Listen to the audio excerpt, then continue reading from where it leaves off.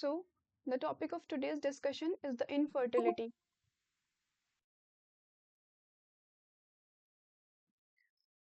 What is infertility? Infertility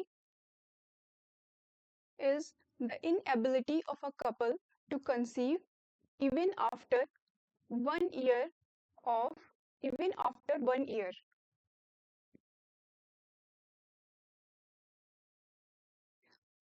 What is infertility? Infertility is also known as the synonym for infertility is subfertility.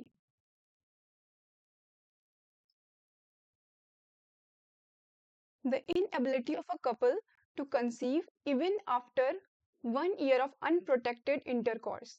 This is the definition of infertility. What is infertility?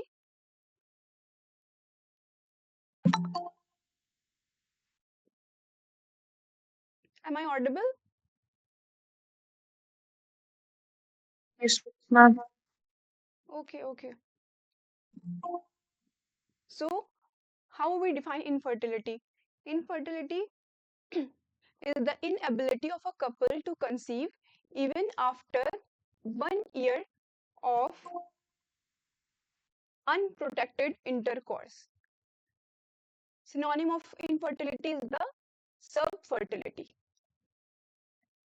Okay, we have two terms, fecundity and the fecundability. What is the difference between fecundity and fecundability? Anyone, please?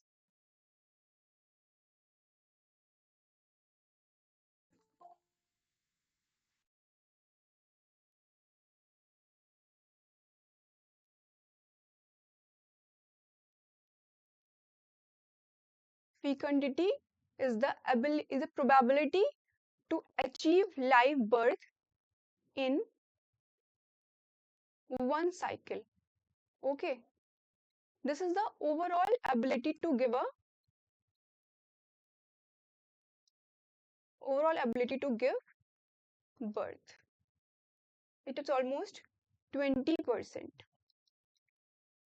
And fecundability. What is fecundability? It is a probability to achieve pregnancy in one cycle.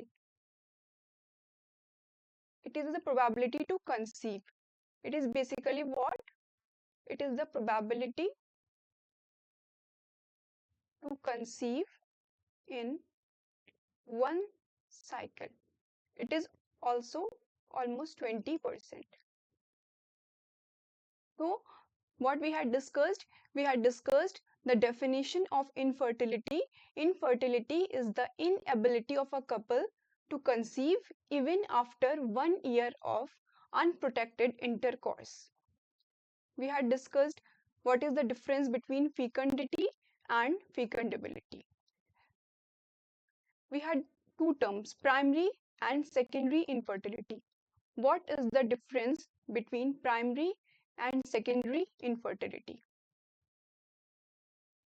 In primary infertility, there is no history of pregnancy present. There is no history of pregnancy present. And in secondary infertility, there is history of pregnancy irrespective of the outcome. इसका मतलब क्या हुआ कि जो female है वो pregnant हुई है, अब जरूरी नहीं कि वो लाइव बर्थ हुआ हो, इंट्रायूट्राइन फीटल डेथ भी हो सकती है, एबॉर्शन भी हो सकता है, लेकिन एक बार प्रेगनेंसी हो गई है तो वो आएगा सेकेंडरी इनफर्टिलिटी में. और प्राइमरी इनफर्टिलिटी में क्या है? There is no history of pregnancy present. Okay, next we will discuss the causes of infertility. Basically, the causes of infertility is divided into four major parts. We have the male factors, which include like 30 to 40%. We have female factors, 40 to 55%. We have combined factors and unexplained causes of the infertility. तो हम इसमें से एक एक करके सबको discuss करेंगे. First, we will take the male infertility. As we all know, the GnRH is produced in the hypothalamus.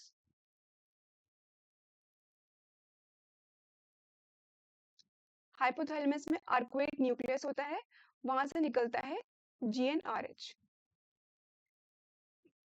GnRH निकलने के बाद it acts on the anterior pituitary and releases LH and FSH. FSH act on the Sertoli cells. This is cells. FSH act on the Sertoli cells and LH act on the Leydig cells and releases the testosterone. You should know this. This is a basic physiology of the male reproductive system. Okay. What happened? That in hypothalamus there is arcuate nucleus which releases the GnRH. GnRH act on the anterior pituitary to release LH and FSH. FSH act on the Sertoli cells and LH act on the Leydig cells to release the testosterone. ये side में आपको male reproductive system की anatomy दिख रही होगी. यहाँ पे this is the testis and this is the epididymis. Most important part क्या है कि आपको याद रखना है कि storage, motility and maturity of the sperms attained in epididymis. Okay. Sperms are formed in the testis, but the maturity, motility, and storage all occurs in the epididymis. Okay. What is the difference between the semen and sperm? Is semen and sperm same? Anyone? No, ma'am. Okay. Yes, very good. What is the difference?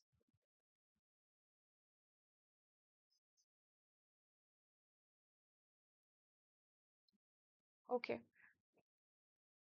You should know this, that semen and sperms are not the same thing. Okay. Semen में क्या क्या चीजें होती हैं? We have the sperms. इसके अलावा हमारे पास secretions होते हैं ग्लैंड्स के. कौन कौन से ग्लैंड्स के सिक्रीशन होते हैं?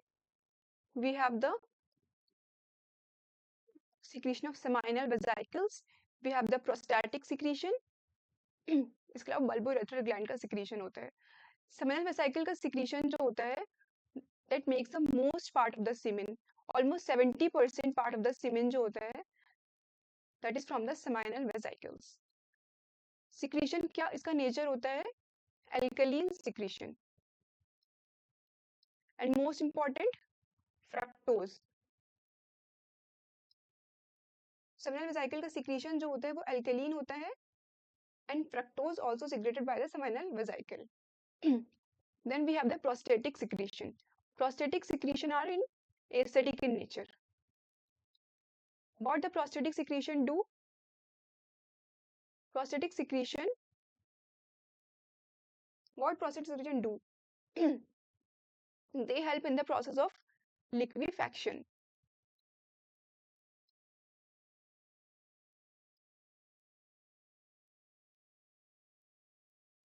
Okay, and the third gland we have is the bulbourethral gland. Bulbourethral gland is same as the Bartholin gland in the female. इसका secretion मतलब occur at the time of intercourse only. Okay, तो सीमेन का content क्या क्या होता है? Sperms plus secretion of all the glands. Seminal vesicle make the most of the part. Secretion is alkaline in nature and fructose rich secretion. ये आपने याद रखना है कि फ्रक्टोज जो होता है सीमेन में वो कहाँ से आता है. इसके अलावा prostatic secretion which is acidic in nature and help in the process of liquefaction.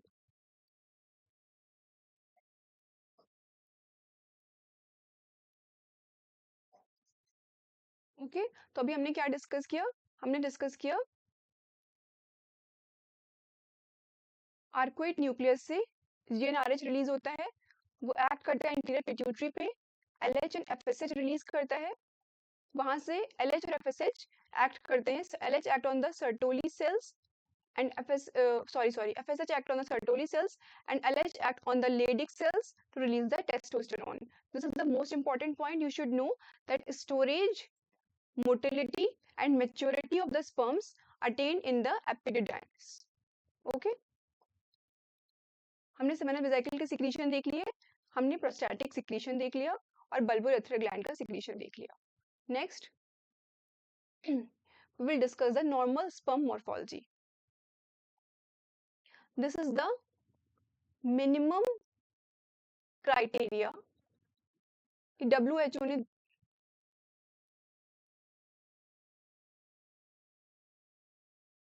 ये WHO ने दिया है 2010 में. This is the minimum criteria needed for conception. Okay, ये एवरेज नहीं है, this is the minimum criteria needed for the conception. WHO का criteria है ये नॉर्मल स्पर्म मॉर्फोलॉजी के लिए, 2010 में दिया है WHO ने. तो हम ये डिस्कस कर लेते हैं. What should be the volume of the semen? It should be more than 1.5 ml. pH should be more than 7.2. Concentration should be more than 15 million per ml and sperm count should be more than 39 million per ejaculate. Morphology, more than 4% should be normal morphology. Total motility, more than 40%. Actively motile should be more than 32% and viability more than 58%. इन सब में से most important criteria क्या होता है? Most important criteria is the sperm की morphology. Most important criteria is the sperm morphology. इसके अलावा next होता है मोटिलिटी और उसके अलावा होता है next is the sperm concentration. This is the most important. तो ये जो मैंने आपको बताया, this is the minimum criteria needed for the conception. Am I clear? Yes, ma'am. Okay. You should just learn this table. ये जो table है आपने बस इसको याद कर लेना है.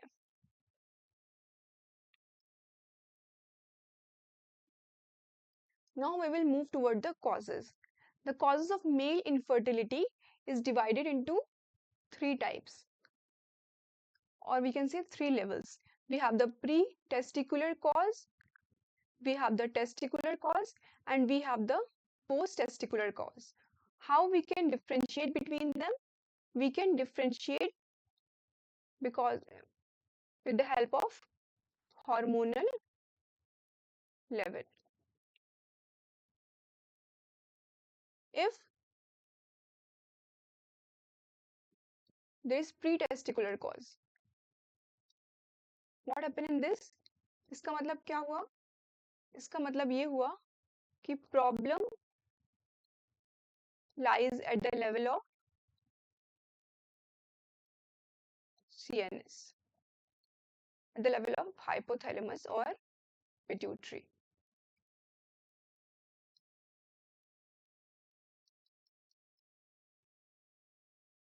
तो इसमें क्या होगा? इसमें हमारे पास LH भी कम होगा, FSH भी कम होगा और टेस्टोस्टेरोन भी कम होगा. टेस्टोस्टेरोन कम क्यों होगा? क्योंकि LH FSH कम है. How we can differentiate? We can differentiate with the help of hormonal level. If the cause is pre-testicular, then LH, FSH and testosterone all will be decreased. If the cause is testicular, इसका मतलब क्या हुआ कि LH और FSH तो बढ़ा हुआ है लेकिन testicles are not properly working, तो इसलिए testosterone will be decreased. And if the cause is post-testicular, इसका मतलब क्या हुआ? There is some obstruction in the pathway, there is some obstruction in the pathway. So all hormone will be in the normal limit. Okay, so how we can differentiate? We can differentiate with the help of hormonal level. If the LH, FSH and testosterone all is decreased, then the cause may be pre-testicular. If the LH and FSH is increased and the testosterone is decreased, then the cause is testicular. And if the all hormone is within the normal limit, इसका मतलब हो सकता है कि some obstruction in the pathway.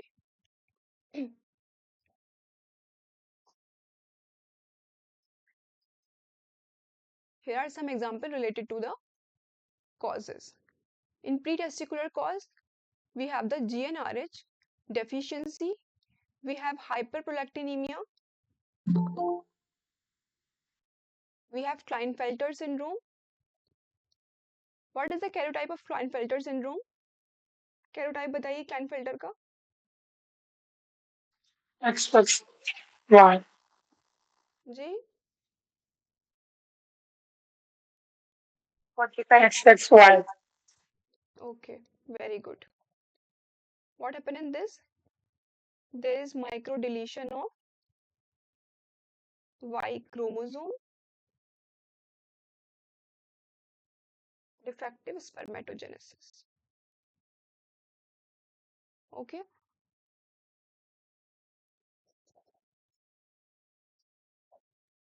then testicular cause, इसमें क्या हो सकता है? इसमें हो सकता है इंजरी, इसमें हो सकता है ट्यूमर, वेरिकोसील और इन्फेक्शन. इन्फेक्शन में एग्जांपल है मम्स. वेरिकोसील में क्या होता है? What happen in the varicocele? इसमें dilatation of veins in testis. इसकी वजह से क्या होता है? Congestion. There is dilatation of veins in testis. इसकी वजह से कंजेशन होता है और इसकी वजह से टेम्परेचर बढ़ जाता है और स्पर्मेटोजेनेसिस इम्पेयर्ड हो जाती है. ओके, तो dilatation of veins in the testis, इसकी वजह से कंजेशन होता है, टेम्परेचर बढ़ जाता है और फिर डिफेक्टिव स्पर्मेटोजेनेसिस. किसी का माइक ऑन है, प्लीज माइक ऑफ कर लीजिए.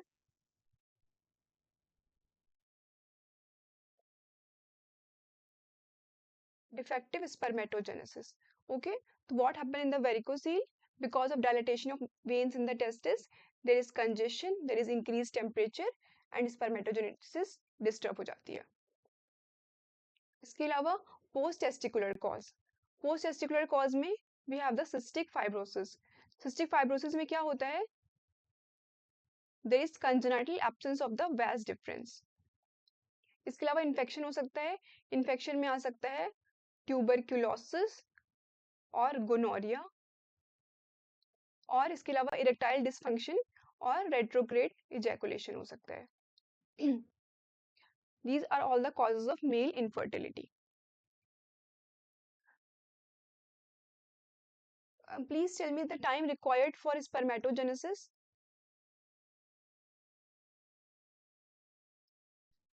72 days. Yes, very good. ये क्वेश्चन कहीं आया हुआ है, इसलिए मैंने पूछा आप लोगों से कि आप लोगों को पता होना चाहिए time required for spermatogenesis is almost 72 days.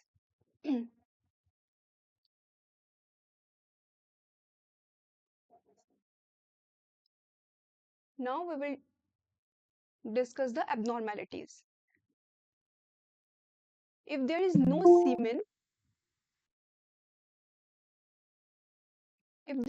semen, it is known as the aspermia. And if there is no sperms in the semen, it is known as the azoospermia. You should know the difference between aspermia and azoospermia. If there is no semen, then it is the aspermia. And if there is no sperms in the semen, then it is the azoospermia. If there are less sperms, अब less sperms में क्या हो सकते हैं? होने कितने चाहिए थे? 39 मिलियन होने चाहिए थे. अगर लेस देन 15 मिलियन है तो उसको बोलेंगे ओलिगोस्पर्मिया, और अगर लेस देन 5 मिलियन है तो उसको बोलेंगे severe oligospermia. Okay, non motile sperms में इसको बोलते हैं asthenospermia. Asthenospermia is what? This is the non motile sperms. If the sperms are dead, it is known as the necrospermia. If there is the sperms की morphology ठीक नहीं है, उसको बोलेंगे teratospermia. And if there is increase WBC in sperm, it is known as the leucocytospermia. These are just the abnormalities, और इसके लिए कुछ टर्मिनोलॉजीज हैं, वो आपको पता होनी चाहिए। You should know the difference between aspermia and azoospermia. If there is no semen, then it is known as the aspermia, and if there is no sperms in the semen, then it is known as the azoospermia. Okay? Then we will move towards the treatment. If there is obstructive azoospermia, उसका कुछ management होता है। उसके लिए है, first है Tessa. What is Tessa? Tessa का full form है टेस्टिकुलर स्पर्म एस्पायरेशन। इसमें सिंपल स्पर्म इज एस्पायरेटेड। इसके अलावा नेक्स्ट होता है टीसी। टीसी में क्या करते हैं? Testicular sperm extraction. ओके, इसमें क्या करते हैं? इसमें पहले बायोप्सी करते हैं, उसके बाद वहां से स्पर्म को एक्सट्रैक्ट करते हैं। ये मेनली आपको इसका फुल फॉर्म पता होना चाहिए। Tessa, TC, what is Tessa, full form क्या है इसका, टीसी का फुल फॉर्म क्या है। इसके अलावा भी है PESA. PESA is the percutaneous epididymal sperm aspiration, and MISA is the microsurgical epididymal sperm aspiration. आपने इसका फुल फॉर्म याद करना है। Okay, this is just the obstructive azoospermia management. Before moving toward the female infertility, we will quickly revise the male infertility.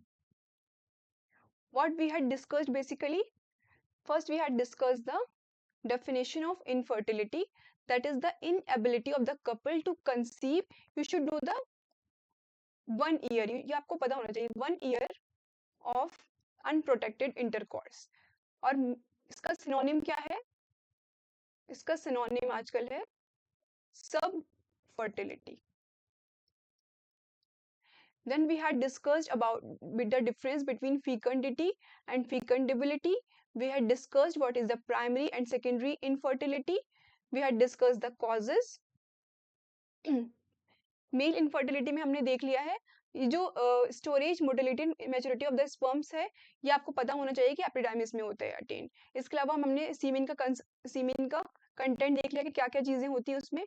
Sperm के अलावा, sperm के साथ उसमें प्रोस्टैटिक सिक्रीशन होते हैं, इसके अलावा उसमें समाइनल वेसिकल के सिक्रीशन होते हैं, और इसके साथ साथ उसमें बल्बोरेथ्रल ग्लैंड के secretion at the time of intercourse होते हैं।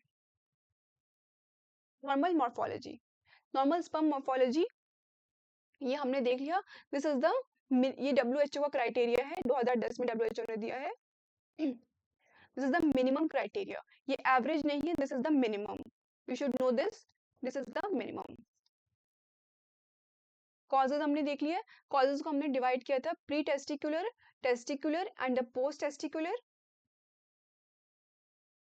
एबनॉर्मेलिटीज हमने देख लिया, नो स्पर्म्स और नो सीमेन के बीच में डिफरेंस देख लिया कि what is aspermia and what is azoospermia.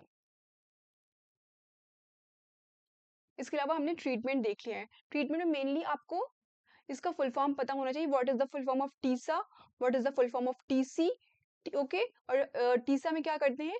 Sperms are basically aspirated, और टीसी में स्पर्म्स आर एक्सट्रैक्टेड। एक्सट्रैक्टेड का मतलब क्या है कि बायोप्सी लेंगे पहले, फिर उसको उसमें से स्पर्म एक्सट्रैक्ट करेंगे। इसके अलावा पीसा और मीसा, ये फुल फॉर्म आपको पता होनी चाहिए। Next we will discuss the female infertility. Okay, एक सेकेंड।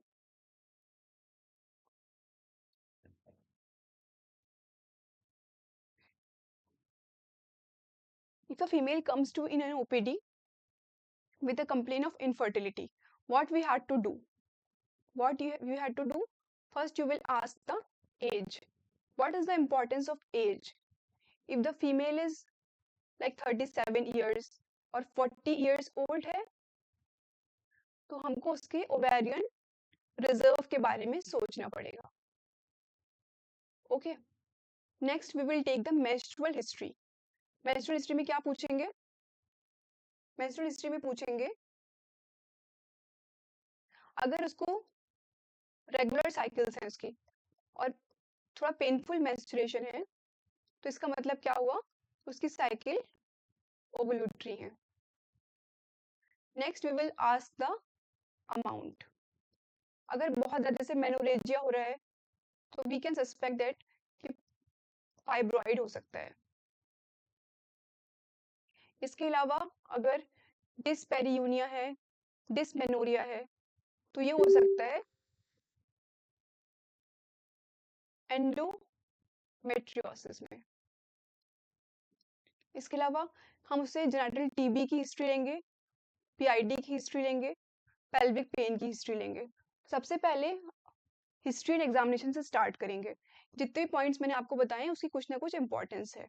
एज की इंपॉर्टेंस क्या है कि अगर फीमेल 37 ईयर्स की 37 ईयर्स की है, 40 ईयर्स की है, तो हमें उसके ओवारियन रिजर्व के बारे में सोचना पड़ेगा।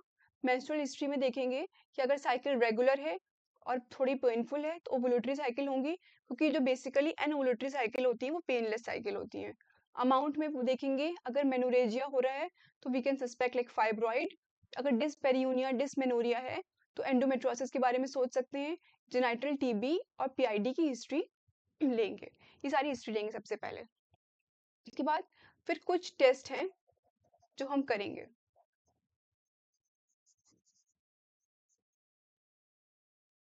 सबसे पहले हम देखेंगे टेस्ट फॉर ओवुलेशन।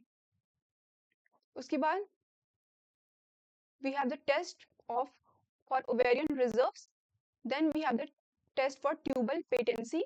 ओके, सबसे पहले जो मोस्ट इंपॉर्टेंट कॉज आता है फीमेल कॉजेज में, that is the ovarian causes, which basically includes like 40% causes are ovarian causes. Ovarian causes में भी दो चीजें होती हैं, या तो एन ओवुलेशन हो सकता है या डिक्रीज्ड ओवेरियन रिजर्व। तो सबसे पहले हम करेंगे test for ovulation. Ovulation test करने के लिए बहुत सारे टेस्ट हैं, we will discuss it one by one. The first test is the BBT. What is the full form of BBT please anyone? Sir, body temperature. Very good, Basal body temperature. Very good, very good. This is the basal body temperature. What is the meaning of this? इसका मतलब ये हुआ कि females have the biphasic temperature pattern. Okay, तो at the time of ovulation जो temperature होता है body का वो 0.5 से 1 डिग्री बढ़ जाता है। क्यों बढ़ जाता है? Because of the progesterone. Progesterone जो है this is the thermogenic hormone, इसलिए टेम्परेचर बढ़ जाता है। ओके, ये टेम्परेचर हमें मेजर कब करना होता है? ये मेजर करना होता है इमीडिएटली आफ्टर waking। ओके, तो what is BBT? BBT is the basal body temperature. इसमें क्या है, फीमेल से बाइफेजिक टेम्परेचर पैटर्न। फीमेल का टेम्परेचर हर टाइम सेम नहीं रहता। ओके, तो ओवुलेशन के टाइम पे टेम्परेचर जो है वो 0.5 से 1 डिग्री बढ़ जाता है। क्यों बढ़ जाता है? Because of the progesterone. Progesterone is a thermogenic hormone. और ये मेजर कब करना होता है? मेजर करना होता है immediately after waking up. Okay, this is the time. ये आपने याद रखने हैं कि बीबीटी मेजर कब करते हैं? Immediately after waking up. फिर नेक्स्ट भी टेस्ट हमारे पास वो है, that is the cervical mucus study. Cervical mucus study में क्या देखेंगे? Under the influence of oestrogen cervical mucus जो होता है that shows the ferning and stretchability. Okay, इसको बोलते हैं स्पिन बार्की टेस्ट। तो अगर ईस्ट्रोजन है तो उसकी वजह से क्या होता है कि सर्वाइकल म्यूकस में फर्निंग और स्ट्रेचेबिलिटी प्रेजेंट होती है। आफ्टर ओवुलेशन क्या होता है? Let me rub this all.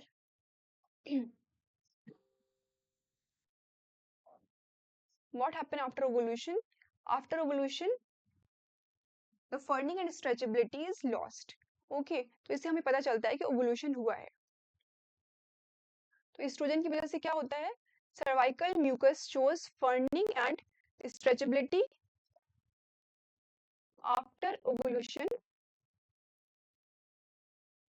both furring and stretchability is lost. This is a note for you guys that if the furring is beyond 22 days, इसका मतलब क्या हुआ? Means no ovulation. Okay.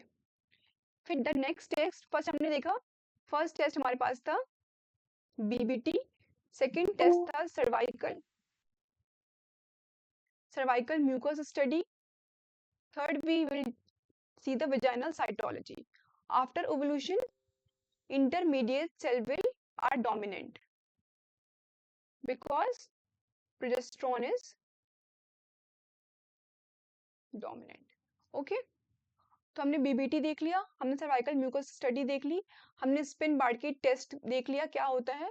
Oestrogen की वजह से सर्वाइकल म्यूकस फर्निंग और stretchability show करता है. इसके बाद हमने वेजाइनल साइटोलॉजी देख लिया कि after ovulation intermediate cells are dominant. इसके अलावा एंडोमेट्रियल बायोप्सी करवा सकते हैं. इसमें क्या होगा, जो सीक्रेटरी एंडोमेट्रियम का मतलब होगा कि ओवुलेशन हो चुका है. उसमें क्या क्या मिलेगा? Corkscrew appearance of the gland, subnuclear vacuolation and stromal edema. You should just know this कि secretory endometrium में क्या क्या चीजें होती हैं? Cock screw appearance of the gland, subnuclear vacuolation and stromal edema. इसके अलावा हार्मोनल स्टडी करवा सकते हैं. सीरम प्रोजेस्ट्रॉन लेवल देखेंगे, more than 6 nanogram per ml होना चाहिए. तो these are all the tests for ovulation. Basal body temperature देखेंगे. Females have the biphasic temperature pattern. ये आपको समझ आ गया. इसका मतलब ये हुआ कि ओवुलेशन के बाद टेम्परेचर बढ़ जाता है. इसके अलावा एस्ट्रोजन का हमने देख लिया सर्वाइकल म्यूकस पे क्या इफेक्ट होता है. वेजाइनल साइटोलॉजी हमने देख लिया कि ओवुलेशन के बाद इंटरमीडिएट सेल्स बढ़ जाते हैं. एंडोमेट्रियल बायोप्सी करवा के भी देख सकते हैं और हार्मोनल स्टडी करवा के देख सकते हैं. अब हम देखेंगे मैनेजमेंट. अब मैनेजमेंट में क्या है, अगर ओवुलेशन प्रॉपर नहीं हो रहा तो हमें ओवुलेशन इंडक्शन करवाना पड़ेगा. ओवुलेशन इंडक्शन करवाने के लिए क्या क्या कर सकते हैं? बेसिक थिंग हम क्या कर सकते हैं? क्लोमिफेन सिट्रेट एंड लेट्रोजोल, ये आपको पता ही है. इसके अलावा हम दे सकते हैं एचसीजी इंजेक्शन. एचसीजी का जो फंक्शन होता है ना, दैट इज बेस एलएच की तरह काम करता है ये. तो एचसीजी इंजेक्शन भी दे सकते हैं. इसके अलावा होता है ह्यूमन मेनोपॉजल गोनाडोट्रोपिन, इसका भी इंजेक्शन दे सकते हैं. ह्यूमन मेनोपॉजल गोनाडोट्रोपिन ये कहाँ से निकलता है? ये क्या होता है? क्या होता है, किसी को पता है ये क्या होता है?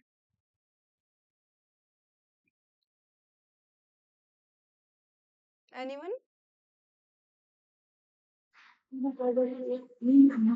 ये मेनोपॉजल फीमेल के यूरिन से कुछ इंजेक्शन वो लेते हैं, उससे कुछ इंजेक्शन होता है. Yes, you are very close. This is the FSH. हमने डिस्कस किया था मेनोपॉज में कि एफएसएच बढ़ा हुआ होता है. This is the FSH extracted from urine of menopausal female. So what is HMG? HMG is a human menopausal gonadotropin. ये क्या होता है? This is the FSH extracted from the urine of menopausal female. तो उसका injection भी use कर सकते हैं फॉर द ओवुलेशन इंडक्शन. इसके अलावा GnRH एनालॉग देख सकते हैं इन द पल्सेटाइल मैनर. तो ये सारा मैनेजमेंट हो सकता है for the ovulation induction. Clomiphene citrate letrozole ये तो आपको पता ही है. एचसीजी इंजेक्शन हमने क्यों देंगे? बिकॉज एचसीजी का फंक्शन बेसिकली एलएच की तरह होता है. एचएमजी इंजेक्शन हमने देख लिया और जीएनआरएच एनालॉग देख लिया. उसके अलावा नेक्स्ट हम डिस्कस करेंगे ovarian reserve. How we will diagnose, हम कैसे पता चलेगा कि ओवेरियन रिजर्व कितना है, क्या है? इफ FSH लेवल करवा के देखेंगे। If the FSH level is more than 40 international unit per ml, okay, तो फर्स्ट टेस्ट क्या करवा सकते हैं ओवेरियन रिजर्व देखने के लिए FSH। अगर FSH लेवल 40 से ज्यादा बढ़ा हुआ है, इसका मतलब क्या हुआ, ovarian reserve are decreased, okay, this is done basically on the day second to day third। इसके अलावा हम सीरम इनहिबिन बी लेवल करवा सकते हैं, okay, it should be less than 45 picogram per ml।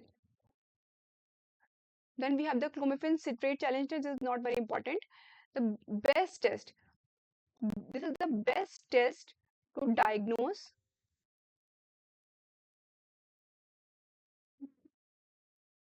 not diagnose, this is the check ovarian reserve, okay। Serum AMH test जो होता है, this is the best test to check the ovarian reserve. What is the full form of AMH?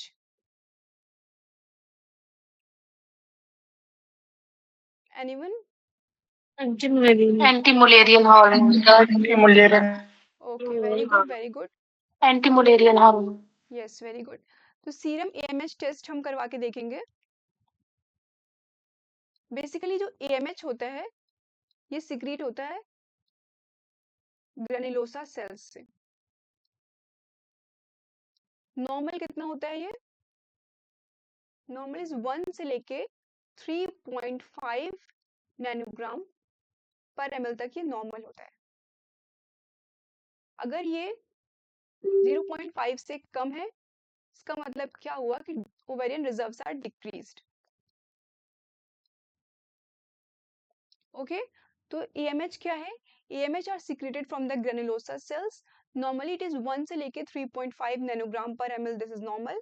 अगर this 0.5 से कम है तो ये इससे पता चलता है कि ovarian reserves are decreased, and this is the best test, this is the best test to check about the ovarian reserve, okay। then last is we have the antral follicular count। इसमें क्या करना है, this is done on the day third। Day third पे देखेंगे आप, दोनों ovaries में देखेंगे, दोनों ओवरीज में 2 से 10 mm की जो फॉलिकल होनी चाहिए वो मोर देन 10 होनी चाहिए, ओके। तो ये test, this is basically the quantitative test, हम इसमें क्वांटिटी मेजर कर रहे हैं, ओके। तो डिक्रीज ओवेरियन रिजर्व देखने के लिए क्या क्या करवा सकते हैं, FSH लेवल देख सकते हैं ऑन द डे सेकेंड और third. If it is more than 40 international unit per ml, we can diagnose ovarian reserves are decreased. Serum inhibin B level देख सकते हैं, सीरम AMH टेस्ट करवा सकते हैं, और एंट्रल फॉलिकुलर काउंट दे सकते हैं। अगर कहीं क्वेश्चन आता है कि बेस्ट टेस्ट क्या है ओवेरियन रिजर्व को देखने के लिए, तो this is the serum AMH test. I hope am I clear to you all? Next we will discuss the tubal factors. Tubal factors में अभी हमने क्या क्या देखा, हमने देखा है फीमेल इनफर्टिलिटी के कॉजेस। तो फर्स्ट कॉज जो था that is the ovarian cause. Ovarian cause में क्या क्या चीजें आती हैं, बेसिकली जो ज्यादातर कॉजेज होते हैं वो ओवरी से रिलेटेड होते हैं 40%। तो उसमें एनओवुलेशन और ओवेरियन रिजर्व देखते हैं हम। एनओवुलेशन के लिए हमने, ओवुलेशन के टेस्ट के लिए हमने बहुत सारे टेस्ट देख लिए कि ओवुलेशन का कैसे कैसे हम टेस्ट कर सकते हैं। इसके बाद फिर हमने ओवेरियन रिजर्व देख लिया कि कैसे उसको टेस्ट कर सकते हैं। उसके बाद हम आएंगे ट्यूबल फैक्टर्स पे। ट्यूबल फैक्टर्स में क्या क्या हो सकता है, अब ट्यूब्स में बेसिकली एंडोमेट्रियोसिस हो सकती है, या फिर PID है, या जेनेटिकल TB है। इसकी वजह से क्या हो सकता है, इसकी वजह से बेसिकली इन्फ्लेमेशन होगा। इन्फ्लेमेशन से क्या होगा, एडेशंस बनेंगे, और जब एडेशंस बनेंगे ट्यूबल ब्लॉक हो सकता है। तो ये भी इनफर्टिलिटी के कॉजेज में आ सकता है। अगर ट्यूबल ब्लॉक है तो उससे भी इनफर्टिलिटी हो सकती है। तो basically endometriosis, the PID, the genital TB, इसकी वजह से इन्फ्लेमेशन होगा, एडिशंस बनेंगे और ट्यूबल ब्लॉक होगा। इन्वेस्टिगेशन ऑफ चॉइस क्या है ट्यूबल फैक्टर्स को डायग्नोज करने के लिए, this is the HSG। HSG का फुल फॉर्म है हिस्टेरो साल्पेंजियोग्राफी, इसमें बेसिकली क्या करते हैं, basically this is the uterus, ये है फेलोपियन ट्यूब, इसमें डाई इंसर्ट करते हैं और फिर डाई को हम स्पिलेज देखते हैं, okay, in the peritoneal cavity. तो अगर हम डाई इंसर्ट करते हैं, अगर कोई भी ब्लॉक नहीं है तो प्रॉपरली डाई को हमारा स्पिलेज हमें दिखेगा। डाई इंसर्ट किसके थ्रू करते हैं, through the Wilkinson cannula. Investigation of choice क्या है, एचएसजी, और एचएसजी हम करते कब है, on the day 10 to 12, we should know this कि investigation of choice to diagnose the tubal factors is the hysterosalpingography, जो हम करते हैं डे 10 से लेके डे 12 तक of the menstrual cycle, okay. ये एक क्वेश्चन है कि most common cause of the, अगर कॉर्नुआ बाइलेटरली ब्लॉक है, what is the most common cause, most common cause हो सकता है फिजियोलॉजिकल स्पाज्म। अगर कहीं पे क्वेश्चन आया तो आप उसमें पहले देखेंगे कि पैथोलॉजिकल लिखा हुआ है या फिर मोस्ट कॉमन कॉज पूछा हुआ है। अगर मोस्ट कॉमन पैथोलॉजिकल कॉज लिखा है तो उसका बायलेटरल कॉर्नुअल ब्लॉक का, तो उसका आंसर होगा जेनिटल टीबी। लेकिन अगर सिर्फ मोस्ट कॉमन कॉज पूछा है तो फिजियोलॉजिकल स्पाज्म भी आप याद रखेंगे। Okay, am I clear?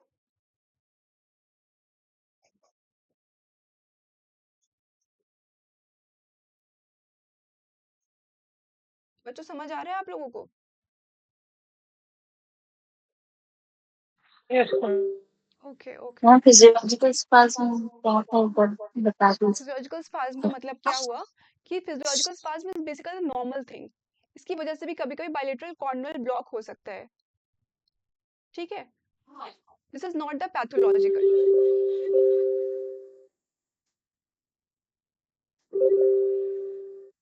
This is not the pathological, okay. तो अगर क्वेश्चन में लिखा हुआ है कि बायलेटरल कॉर्नुअल ब्लॉक का कॉज पूछा है तो वो आप देखेंगे कि उसमें मोस्ट कॉमन पैथोलॉजिकल कॉज पूछा है या फिर सिर्फ सिंपल कॉज पूछा है। तो इसलिए आपको याद रखना है कि अगर सिर्फ सिंपल कॉज पूछा है, इसमें पैथोलॉजिकल वर्ड यूज नहीं किया है, तो उसका आंसर फिजियोलॉजिकल स्पाज्म भी हो सकता है। कभी कभी जैसे हमने डाई इंसर्ट की, उसकी वजह से भी स्पाज्म हो सकता है। तो फिजियोलॉजिकल स्पाज्म भी एक कॉज हो सकता है बायलेटरल कॉर्नुअल ब्लॉक का। अब हम देखेंगे, this is the fallopian tube. तो फैलोपियन ट्यूब में ब्लॉक कहाँ पर है, तो ब्लॉक प्रॉक्सिमल होगा या तो ब्लॉक डिस्टल होगा या तो ब्लॉक मिड सेगमेंटल हो सकता है। तो प्रॉक्सिमल ब्लॉक का जो मोस्ट कॉमन कॉज होता है, this is the genital TB. जो हमने अभी देखा कि बायलेटरल कॉर्नुअल ब्लॉक का जो मोस्ट कॉमन कॉज होता है वो होता है genital TB. Distal block mainly occur because of the gonorrhoea, और mid segmental block because of the striation process की वजह से हो सकता है। जैसे हमने ट्यूबेक्टमी वगैरह करवाई है तो उसकी वजह से ब्लॉक हो सकता है, ओके। तो प्रॉक्सिमल कॉज, जो प्रॉक्सिमल ब्लॉक है अगर, तो वो किस वजह से हो सकता है, because of the genital TB. Distal block है because of the gonorrhoea, and mid segmental हो सकता है बिकॉज ऑफ द ट्यूबेक्टमी। तो इसका मैनेजमेंट क्या है, अगर प्रॉक्सिमल ब्लॉक है तो हमें करना पड़ेगा इन विट्रो फर्टिलाइजेशन, अगर डिस्टल ब्लॉक है फिर भी करेंगे इन विट्रो फर्टिलाइजेशन। लेकिन अगर हमने ये मिड सेगमेंटल ब्लॉक है तो इसमें हम री एनास्टोमोसिस ट्राई कर सकते हैं एक बार,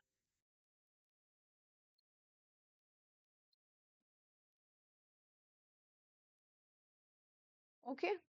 ट्यूबल फैक्टर्स में हमने देख लिया कि एंडोमेट्रियोसिस, मैम पीआईडी, ये कॉज जी, ये anastomose I am not able to hear, क्या कह रहे हैं? मैम ये शायद पूछ रहे हैं एनास्टोमोसिस क्या होता है।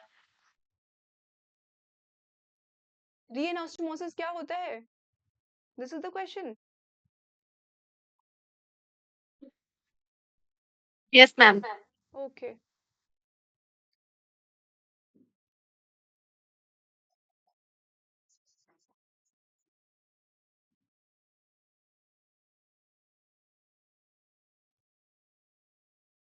This is the fallopian tube. जो ट्यूबेक्टमी होती है, मैंने आपको फर्स्ट लेक्चर में बताया था कि जो री एनास्टोमोसिस होती है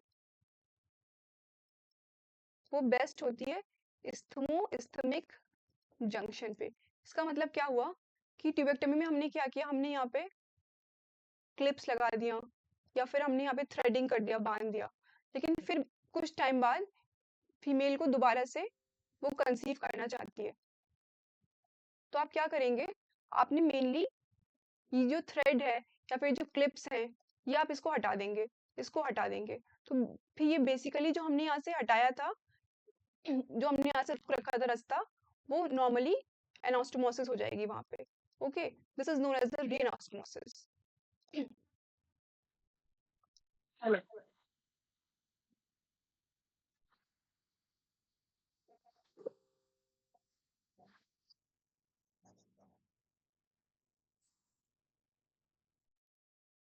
next we have the uterine factors. Uterine factors में सिंपल क्या है, वो डिपेंड करता है कि क्या उसमें एबनॉर्मेलिटी है। कभी कभी मुलरियन एनोमैलीज की वजह से, फाइब्रॉइड और पॉलिप की वजह से, इन सब की वजह से क्या हो सकता है, इनफर्टिलिटी हो सकती है। तो इसका मैनेजमेंट क्या है, इसका मैनेजमेंट डिपेंड करता है कि कॉज क्या है। ओके, अब हम देखेंगे सर्वाइकल फैक्टर्स। सर्वाइकल फैक्टर्स में क्या हो सकता है, the thick viscid and impermeable mucus. ठीक है, तो इसको टेस्ट करने के लिए क्या करते हैं, इसको टेस्ट करने के लिए हम देखते हैं, कभी कभी ऐसा होता है कि एंटी स्पर्म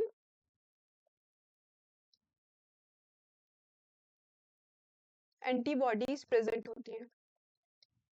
इसको टेस्ट करने के लिए हमारे पास कुछ टेस्ट होते हैं। तो उसमें एक तो टेस्ट होता है पोस्ट क्वाइटल टेस्ट। इसके अलावा एक टेस्ट होता है sperm cervical mucus contact test. Okay, तो ये सारे टेस्ट करवा के हम देखते हैं कि स्पर्म एंटीबॉडीज तो प्रेजेंट नहीं है।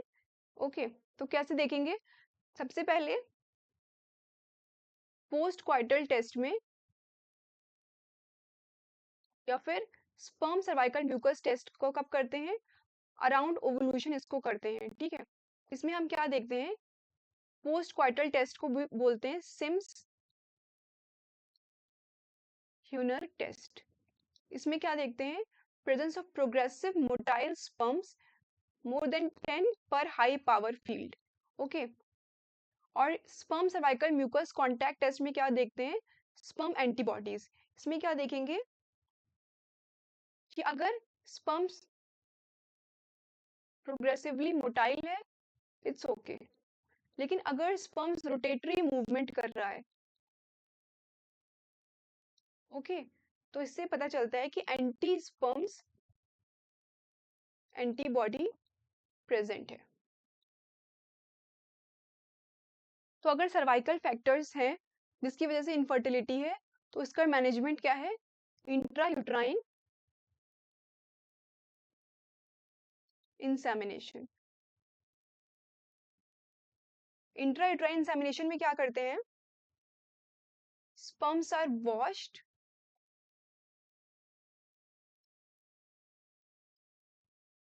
concentrated and inserted directly into the uterus. Okay, तो अगर सर्वाइकल फैक्टर्स की वजह से इनफर्टिलिटी हो रही है, थिक विसिड इम्परमिएबल म्यूकस है जिसकी वजह से स्पर्म्स एंटर नहीं कर पा रहे हैं, तो उसका मैनेजमेंट क्या है कि intra uterine insemination. Intra uterine insemination में क्या करते हैं, simple sperms are washed concentrated and inserted directly into the uterine cavity. अगर अनएक्सप्लेन इनफर्टिलिटी है तो उसमें क्या करेंगे, आपने सब कुछ करवा के देख लिया, फिर भी कॉज हमें नहीं पता चल पा रहा, तो सबसे पहले 3 साइकिल्स तक के लिए हम इंट्रायूट्राइन इंसेमिनेशन करेंगे। फिर अगर नहीं हुआ, अगर प्रेगनेंसी नहीं हुई, कंसीव नहीं किया, तो फिर इन विट्रो फर्टिलाइजेशन करना पड़ेगा। This is the treatment of the unexplained infertility. Basically, we had discussed about the female causes of female infertility. Most important cause जो होता है वो होता है ovarian cause, which includes like 40%, उसमें एनओवुलेशन एंड डिक्रीज्ड ओवेरियन रिजर्व देखते हैं। हमने ओवुलेशन के लिए 5 टेस्ट देख लिए यहाँ पे, BBT, cervical mucus study, vaginal cytology, endometrial biopsy and hormonal study. Management देख लिया उसका, फिर ओवेरियन रिजर्व को देख लिया कि कैसे देखते हैं कि ओवेरियन रिजर्व कितना है। ओके, तो एफएसएच लेवल देखते हैं उसमें। मोस्ट इंपॉर्टेंट टेस्ट जो है वो है एएमएच टेस्ट। ये आपको याद रखना है, this is the best test. AMH is secrete from the granulosa cells और नॉर्मल लेवल आपको पता होनी चाहिए। और जो एंट्रल फॉलिकुलर काउंट है, this is the quantitative test. Tubal factors हमने देख लिए हैं। Investigation of choice is the HSG which is done on the day 10 to 12 of the menstrual cycle.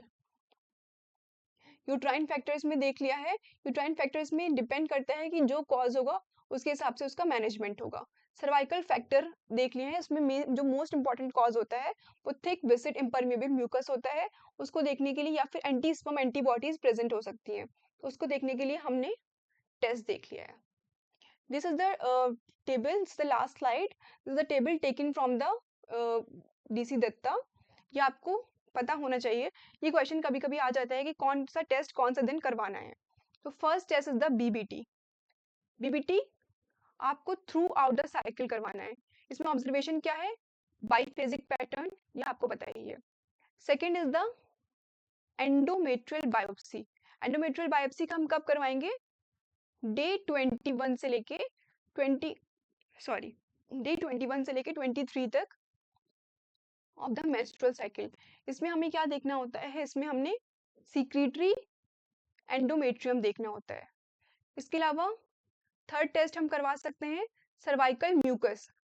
Cervical mucus का टेस्ट करवा सकते हैं 12 to 14 पे। कब करवाएंगे, ईस्ट्रोजन का इफेक्ट देखने के लिए, और 21 to 23 पे करवाएंगे प्रोजेस्टेरॉन का। अगर एस्ट्रोजन डोमिनेट करता है तो सर्वाइकल म्यूकस क्लियर और वाटरी होता है, और अगर प्रोजेस्टेरॉन डोमिनेट करता है सर्वाइकल म्यूकस थिक और विसिड हो जाता है। फिर वेजाइनल साइटोलॉजी भी देखेंगे डे 12 to 14 पे, और 21 से लेके 23 तक, डे 21 से 23 तक। इसमें क्या होगा, इसमें इंटरमीडिएट सेल होंगे, इसमें सुपरफिशियल सेल्स होंगे। उसके अलावा सीरम प्रोजेस्टेरॉन का लेवल, ओवुलेशन को देखने के लिए ये सारे टेस्ट हम करवा रहे हैं। तो सीरम प्रोजेस्टेरॉन का लेवल डे 8 और डे 21 पे देखना है। डे 8 पे लेस देन 1 नैनोग्राम पर एमएल होगा, और डे 21 पे मोर देन 6 नैनोग्राम पर एमएल होगा। अगर इतना डिफरेंस आ रहा है, इसका मतलब क्या हुआ कि ओवुलेशन हो रहा है। इसके अलावा सीरम एलएच देखेंगे मिड साइकिल, ये आपको पता ही है। उसके अलावा लेप्रोस्कोपी के through recent corpus luteum observe कर सकते हैं सिक्रीटरी फेज में, और ट्रांसवेजाइनल अल्ट्रासोनोग्राफी के थ्रू फॉलिकुलर मेजरमेंट देख सकते हैं। अब ट्यूबल फैक्टर्स के लिए हम कुछ टेस्ट करवाते हैं। हमने एचएसजी देख लिया है, this is the investigation of choice. इसमें क्या देखते हैं, spillage of dye into the peritoneal cavity. इसी की तरह एक टेस्ट होता है इनसफरेशन टेस्ट, इसको बोलते हैं also known as the Rubin's test. ये कब करवाते हैं, ये भी करवाते हैं प्रोलिफरेटिव फेज में 2 days after the bleeding stops, like 10 to 12 day पे करवाएंगे इसको भी। इनसफरेशन टेस्ट में क्या करते हैं, जैसे ये एचएसजी में डाई डालते हैं, वैसे इनसफरेशन टेस्ट में CO2 गैस को डाला जाता है। उससे क्या होता है, अब हमें ऑब्जर्वेशन क्या क्या होगा। अब गैस है तो hissing sound in the iliac fossa, shoulder pain हो सकता है because of irritation to the peritoneum. Peritoneum irritate होगी तो उसे शोल्डर पेन हो सकता है, and drop in pressure when raise to 120 mm Hg। उसके बाद लेप्रोस्कोपी एंड डाई टेस्ट करवा सकते हैं, ये करवाएंगे, ये भी प्रोलिफरेटिव फेज में करवाएंगे। इसमें पेरिट्यूबल और पेल्विक पैथोलॉजी देख सकते हैं। इसके बाद है सोनोहिस्टेरोसाल्पेंजियोग्राफी, ये भी प्रोलिफरेटिव फेज में करवाते हैं। इसमें नॉर्मल सेलिन इज इंसर्टेड। इसके अलावा होता है फेलोस्कोपी। फेलोस्कोपी में क्या होता है, एक ट्यूब के थ्रू, एक फाइबर ऑप्टिक ट्यूब के थ्रू देखते हैं कि ट्यूब है वो जो फेलोपियन ट्यूब है वो कितना पेटेंट है। तो ये सारे टेस्ट होते हैं आइडेंटिफाई करने के लिए। This is the infertility workup calendar. ये जो मैंने लास्ट में डाल दिया है टेबल, आप बस इसमें इसके डेज याद कर लेना कि कौन कौन से डे पे कौन सा टेस्ट करवाते हैं। Okay, thank you so much, this is all for today.